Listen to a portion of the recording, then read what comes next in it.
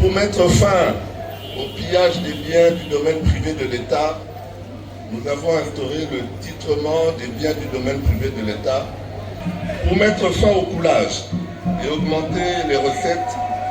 nous avons initié la bancarisation des paiements pour toutes les transactions foncières de valeur égale ou supérieure à 10 000 $, la certification de la valeur vénale du bien transacté par des experts assermentés de la Chambre des experts immobiliers, CEICO en sigle. Dans le même registre de l'augmentation des recettes, nous avons procédé à la réévaluation des taux proportionnels relatifs aux opérations hypothécaires qui sont passés à 1% pour l'inscription, 1% pour la réinscription et 0,5% pour la radiation, avec obligation pour les banques de se conformer à ces nouvelles dispositions. Pour harmoniser les transactions, nous avons produit la nouvelle qui fixe le cours officiel des espaces fonciers à travers la République. Pour contribuer à l'amélioration du Green Business, nous avons le traitement des dossiers à caractère, ce qui a ramené le délai de délivrance des documents de 3 mois à moins de 14 jours. Pour remédier aux carences patentes de nombreux cadres et agents, nous avions lancé une caravane foncière, structure de mise à jour des capacités pour des séances de formation et d'échange. Pour mettre fin aux dérives de certains cadres, nous avons fait signer aux conservateurs des titres immobiliers et aux chefs de division du cadastre un acte d'engagement qui les oblige à se conformer aux principes cardinaux de la morale foncière. On retiendra aussi que le processus de réforme de la loi électorale, plutôt de la loi foncière de 1973, initié depuis 2012 et longuement oublié dans les placards, a connu son atterrissage avec la confection et la promulgation par décret du Premier ministre du document de politique nationale foncière, DPFN en sigle, et la finalisation du projet de la nouvelle loi foncière. Déclaré recevable par l'Assemblée nationale, ce projet de loi, qui est le socle de la nouvelle architecture foncière, attend juste sa relance par l'entremise de Madame la ministre d'État. Enfin, le projet de numérisation du cadastre qui va permettre à l'administration foncière de plonger dans l'ère de la modernité avec pour effet la fin des conflits grâce à une banque de données sécurisée utilisant le système blockchain capable de garantir une inviolabilité parfaite et une contribution substantielle au budget national équivalente à ses pairs de la sous-région qui oscille entre 5 et 7%. En effet, lors de la 15e réunion du 20 décembre 2019, la collègue était d'ailleurs ministre de l'économie, le Conseil des ministres avait adopté le plan de relance du projet de numérisation du cadastre et la sécurisation des titres fonciers immobiliers en République démocratique du Congo. Y faisant un autre contrat, PPP a été signé le 2 août 2022 entre le ministère des Affaires foncières et l'entreprise luxembourgeoise Hyprocite pour un terme. Suite au non-respect de ses engagements par Hyprocite, le ministère a convaincu le gouvernement de mettre fin à ce partenariat. À ce jour, ce projet fait l'objet d'un accord d'engagement signé le 12 juillet 2023 à Abu Dhabi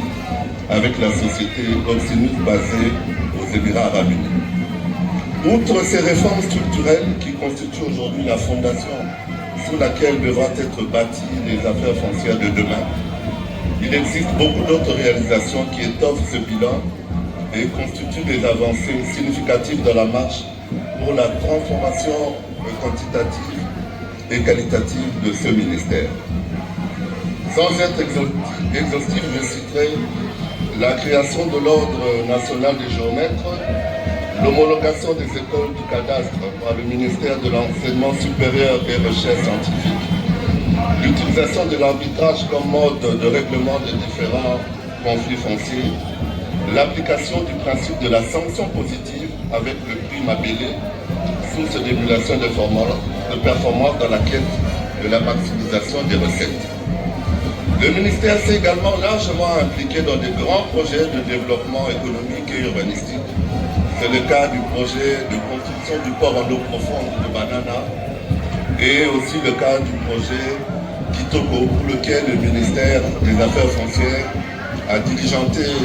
un audit foncier et dégagé 30 000 hectares dans la partie est de Kinshasa. Nous avons aussi un protocole d'accord avec le groupe Torcam pour la construction de 100 000 logements sociaux dans les circonscriptions de Maluku, Bunia et Isiro, ainsi que d'un immeuble au centre-ville de Kinshasa. Madame la ministre d'État, chers collègues, Monsieur le secrétaire général, mesdames et messieurs de la grande famille foncière, je tiens à réaffirmer haut et fort que bien qu'initiées sous mon mandat, ces réformes sont aujourd'hui un patrimoine du ministère des Affaires foncières. Au nom du principe de la continuité de l'État, je vous invite, Madame la ministre, chers collègues, à vous appuyer sur ces avancées inédites et salutaires pour finaliser le processus difficile et laborieux de modernisation du secteur foncier. Je suis persuadé que vous saurez influencer et insuffler une nouvelle dynamique à ce ministère et que, comme Josué qui a fait entrer les enfants d'Israël dans la terre promise, vous avez l'opportunité de finaliser le processus de propulsion des affaires foncières congolaises dans cette ère moderne marquée par la gouvernance transparente, la sécurité, la dématérialisation des dossiers, l'explosion exponentielle des recettes, la paix foncière. Les secteurs fonciers et immobiliers est engagé depuis 2012 dans un processus de réforme qui consiste à révisiter la loi foncière tout en capitalisant les bonnes pratiques en vue d'améliorer la gouvernance et espérer un résultat qui va satisfaire toute la communauté qui utilise foncier.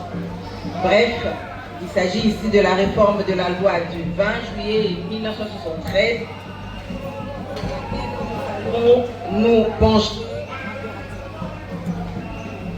Cela s'ajoute plusieurs actions qui ont été envisagées et dont quelques-unes sont prises en œuvre pour améliorer la gouvernance foncière, notamment de faire un état des lieux et définir les objectifs tendant à améliorer les systèmes de tenure des terres en termes de reconnaissance, de certification et de transfert des droits fonciers et immobiliers, urbains et ruraux, au profit de tous. Du renforcement des capacités humaines ainsi que de l'administration foncière par la décentralisation technique et la coopération intersectorielle. De la sauvegarde sociale et de la bonne gouvernance foncière, de la convocation des États généraux des affaires foncières avec la participation des différents acteurs internes et externes, de la campagne de conversion de titres et ses corollaires, de la redéfinition et la contextualisation du projet de numérisation du cadastre et des titres fonciers et immobiliers,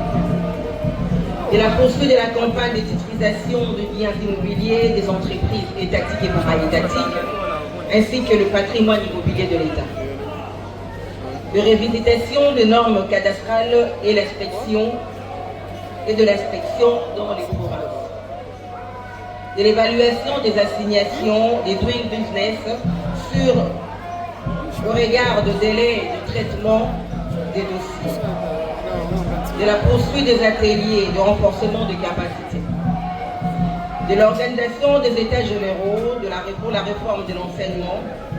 à l'École nationale du cadastre et des titres immobiliers inactifs, de la poursuite du projet de partenariat public-privé PPP pour la construction des circonscriptions foncières locataires et des écoles nationales du cadastre et de titres immobiliers. De la relance du projet ou proposition de loi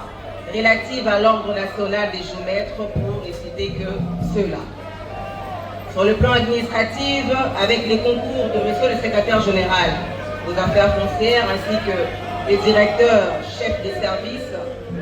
de son administration, nous allons réfléchir sur les bons fonctionnements du secteur foncier au regard des multiples problèmes que connaît actuellement les secteurs fonciers liés à la gestion efficiente des services, notamment la bonne gouvernance dans les secteurs fonciers, la résolution des conflits fonciers qui encombrent les cours des tribunaux, l'amélioration des conditions de vie et de travail des agents des affaires foncières, l'affectation des cadres compétents dans les services d'affaires foncières en cas de besoin. C'est ici l'occasion pour moi de remercier mon prédécesseur, Aimé Molengo Sakombi, pour les jalons plantés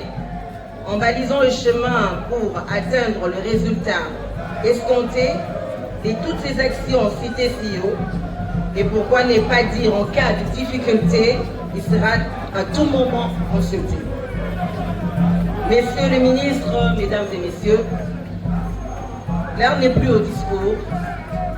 Je vous appelle tous à la conscience professionnelle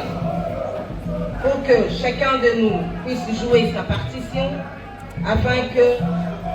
de réussir le pari de confiance que les autorités ont placé en nous pour un fructueux mandat au ministère des Affaires foncières. C'est ainsi que l'on dit, avec Dieu, nous ferons des exploits, et je crois fermement qu'ensemble, en conjuguant des efforts, nous allons faire effectivement des exploits au sein de ces ministères